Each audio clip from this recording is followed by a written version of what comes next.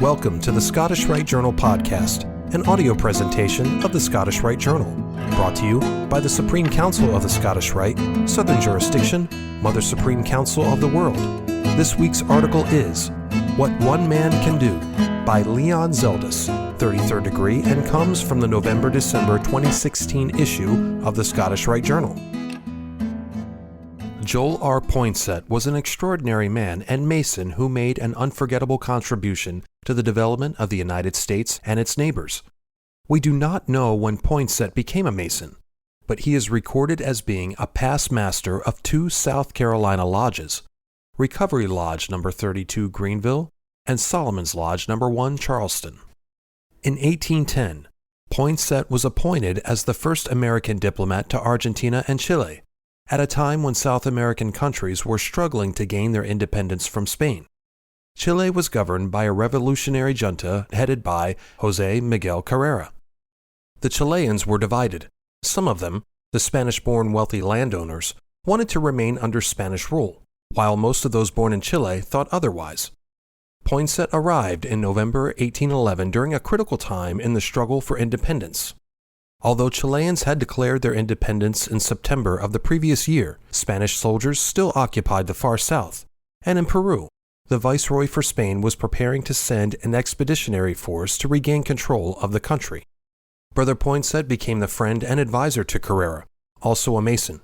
He was invited to join an important project toward independence, writing a constitution for the new republic. Poinsett used the recently enacted U.S. Constitution as his model. In addition, he proposed the cultivation of cotton and other crops that would be valuable for international trade. After Poinsett's return to the United States in January of 1816, he entered South Carolina politics, being elected to the state legislature for 2 terms, where he sponsored a bill to limit the importation of slaves into the state. In 1821, both his Masonic and his political lives took dramatic turns. That year he was elected Deputy Grand Master of the Grand Lodge of South Carolina, and he was elected to the U.S. House of Representatives, where he took a place on the Foreign Affairs Committee. In March 1825, Poinsett resigned from Congress to accept an appointment as the first American ambassador to Mexico. His instructions were to acquire Texas and convince the Mexicans to redraw the borderline farther south.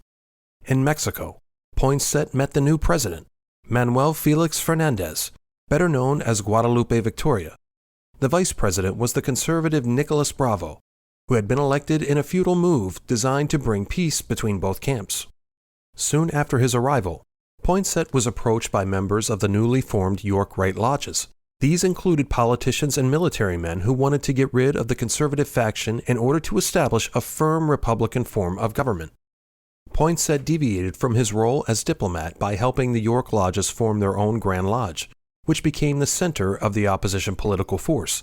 Although later Poinsett would claim that he did not expect the York Masons to act beyond their legitimate functions of benevolence and charity, he could not have ignored the intense political forces that were behind the creation of the competing Masonic body. As Guadalupe Victoria's presidential term came to its close in 1828, the conservative vice president, Nicolas Bravo, a centralist, rebelled and issued a proclamation known as the Montano Plan, which, among other rulings, prohibited all secret societies. Poinsett had overstayed his welcome by becoming too involved in Mexican political life. Plus, he was neither able to acquire Texas nor redraw the border. He returned to Charleston and became an active defender of the Union when the nullification dispute developed in South Carolina. Poinsett became the leader of those defending the authority of the Federation. In the end, South Carolina remained in the Union. Brother Poinsett was always interested in the progress of science and art. He was actively involved in the creation of the National Institute for the Promotion of Science, the forerunner of the Smithsonian Institution, and became its first president. Also, on his return from Mexico, Poinsett brought back plants of a bright red flower known in Mexico as the Noche Buena, the flower of Christmas Eve. We know it now as the poinsettia, named in honor of the man who brought it to America. Brother Poinsett gives us an example of how a man, dedicated to giving others the benefits he himself enjoys at home, goes out of his way to put into practice the principles he professed to uphold. Poinsett believed that freedom must be defended and despotism fought. He risked his career and his own life to give testimony that his ideals were not abstract philosophy, but vital rules of conduct.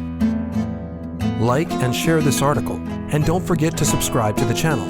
If you wish to comment, please leave one, and as a reminder, hit the notifications bell. Any accompanying photographs or citations for this article can be found in the corresponding print edition. The Scottish Rite Journal is published by the Supreme Council of the Scottish Rite, Southern Jurisdiction, Mother Supreme Council of the World. Mark Dreisenstock, 32nd degree, KCCH, Managing Editor. I'm your host, Matt Bowers.